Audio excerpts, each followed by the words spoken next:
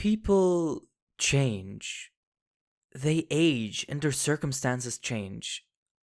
I don't think there has to be one answer for how to live. I think there's a far more passionate way to live than just being satisfied with a single path or torturing yourself in pursuit of that one right answer. I never really liked slice of life as a genre. Its stories always felt meandering and oversimplified. Singular, isolated themes holding together an episodic, unproductive plot. The genre always seemed to use its own murky definition as an excuse to never fully commit to any idea in particular. So naturally, I had very little interest in any story that could be placed within that category.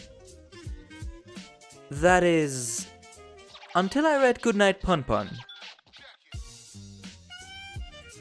While not strictly tied down to any genre really, the 2007 manga Goodnight Punpun, consisting of 147 chapters by Inu Asano, is generally placed within slice of life, romance, and drama. 3 genres I absolutely don't care for. But, well, you saw the title of this video, didn't you?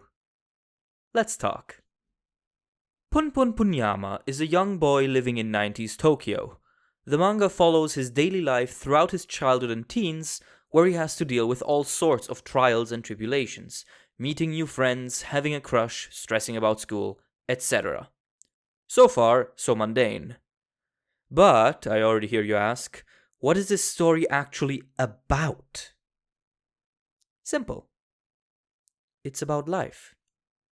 You see, what differentiates Punpun from other coming-of-age stories are the lengths Asano goes to portray life in its continuous situational flux and its full unfiltered emotional and moral spectrum. No event ever inspires only a single reaction or emotion. Every time some big change happens in Punpun's life, he is confronted with a plethora of diverse, sometimes conflicting emotional impulses. But the real difference lies in how the characters of this world deal with these emotions.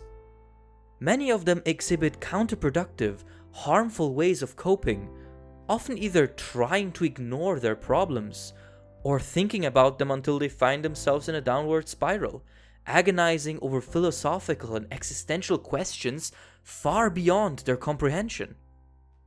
In short, they act like actual people, even if some of them might not look it.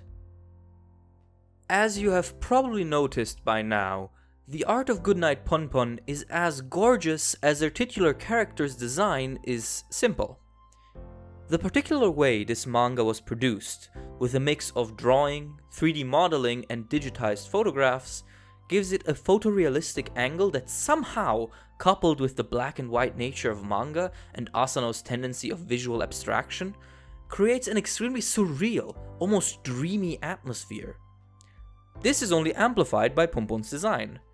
While every other person in the story is drawn in Asano's typically gorgeous character art, he deliberately chooses to draw the entirety of the Punyama family in the shape of simplified, blobby birds. This may seem like an arbitrarily random weird decision at first, but it creates a somewhat unique situation. Punpun's design gives Asano an essentially visually blank canvas of a character. We have no idea what Punpun actually looks like, if he's handsome, if he's slim or fat, or if he's tall or short. This has 3 distinct effects. 1. Literally every reader can relate to him, since there's no defining visual trait that would make him more aligned with some people and less with others. 2. It completely clears us of every stereotype and prejudice we might have towards certain visual aspects of a person. We can't look at Punpun and go, oh, he looks like he does this or is like this. He literally looks like a bird drawn by a 3-year-old. It eliminates all stereotypes and prejudices we might have towards him. And thirdly, and most importantly, it allows Asano to freely express and depict any concept within a character, Because his design is so non-defined and simple, Punpun's look can be morphed and changed freely by the author, his very form and instrument subservient to the expression of even the most abstract of emotion. Punpun essentially becomes a visually blank canvas which the artist can manipulate and alter to their heart's content, sometimes stretching or completely switching the design in order to reference a very specific, obscure emotional facet of life. And Asano uses this advantage to its fullest, usually pretty entertaining, sometimes heartbreaking, and occasionally terrifying extent. And this extent is often necessary, as the story of Goodnight Punpun pulls no punches when depicting life. This is not the story of an underdog rising to the top and achieving his dreams. Instead, Goodnight Punpun ends up being an introspective examination of what drives us and our emotions, a depiction of the human experience both at its most euphoric and most cruel. Yet it never feels like a self-indulgent lamentation of said existence. Asano fills the pages with bizarre, often absurd abstractions of ideas, concepts, and imaginations, which aid the series in finding a tone that is almost shockingly close to that of real life. A fluctuating, malleable atmosphere that can instantly switch from absurdity and toilet humor to tragedy and suffering. And it is with this tone that Asano examines and tackles an incredibly broad spectrum of topics relevant to growing up, learning, and living. Bullying, abuse, hope, childhood, puberty, sexuality, violence, depression, suicide, dreams, adulthood, existential dread, isolation, cultism, feelings of rejection and inadequacy. And this is essentially why I think that you, your friends, your family, everyone should read Goodnight Punpun at one point in their lives. You might not be able to relate to every idea or concept presented here, but I can damn well assure you, you will feel represented and spoken to by at least one. And once that has helped you to get invested and interested, the sincerity with which Asano presents its story will help you not only understand the other aspects of life he touches upon, but it will actively make you more aware of all of these facets. Goodnight Punpun can essentially work as a gap filler, a spectacularly written and illustrated documentation of almost every experience a growing city teenager can be confronted with and their various reactions and consequences. Now, I simply want to end this little video on one of the many situations described within this story. Don't worry, I'll try and keep the detail vague as to not spoil anything. However, if you really want to stay absolutely uninformed beyond this point, go to the time show now.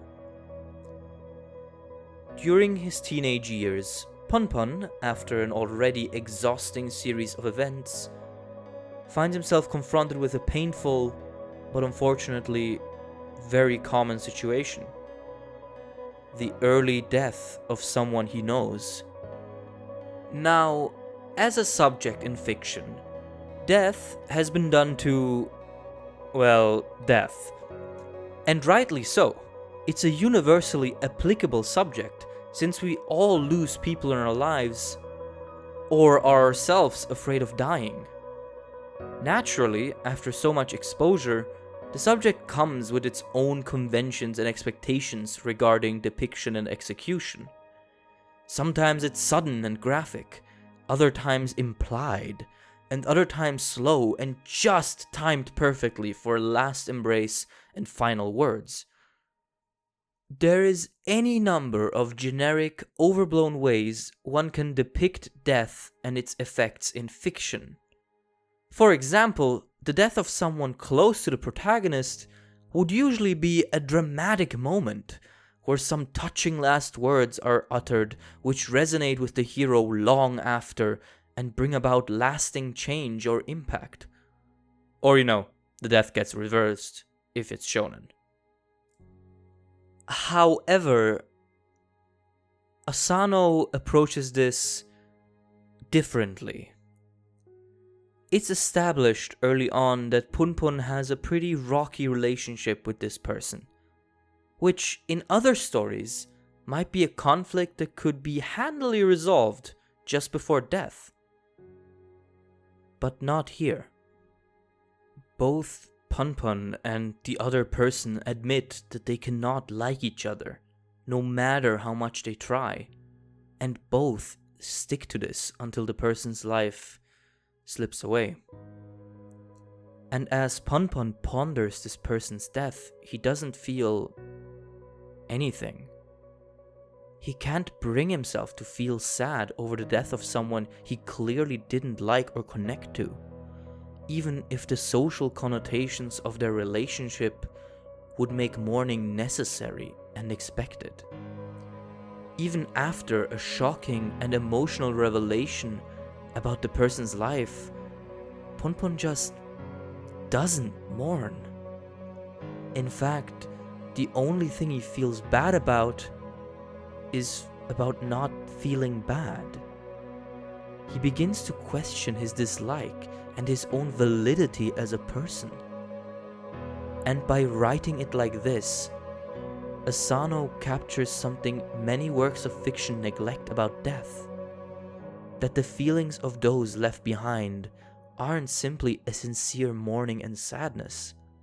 A person's life and the relationships they form are plentiful and diverse and can elicit various conflicting emotional reactions.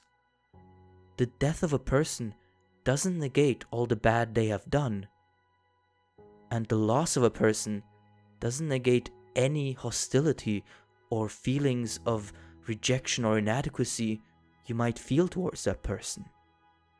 In way too many works of fiction, death seems to be this doorway out where suddenly everything is fine between the two persons in question. But not here. Punpun loses a person and doesn't really care. Because why would he? He hated this person. This person hated him. And by extent, he begins hating himself for not being able to mourn, for not being able to be a good person who naturally is saddened by the death of another. And it's these emotional, conflicting thoughts that push Goodnight Punpun into a league of its own. Because the emotional reactions aren't just there for gravitas. They are there because it's part of being human. And at the end of the day, it's the emotions that Goodnight Punpun nails at every turn. No single feeling or mood ever exists in isolation. Everything influences everything. It's a documentation of human life at all possible points. It's simply real. It's real and it's sincere and it's human. This is why I fell in love with this quirky, weird little manga. This is why this story basically made me reconsider most aspects of my life. This is why I think everyone should read Goodnight Punpun. Thanks for watching and take care. Bye.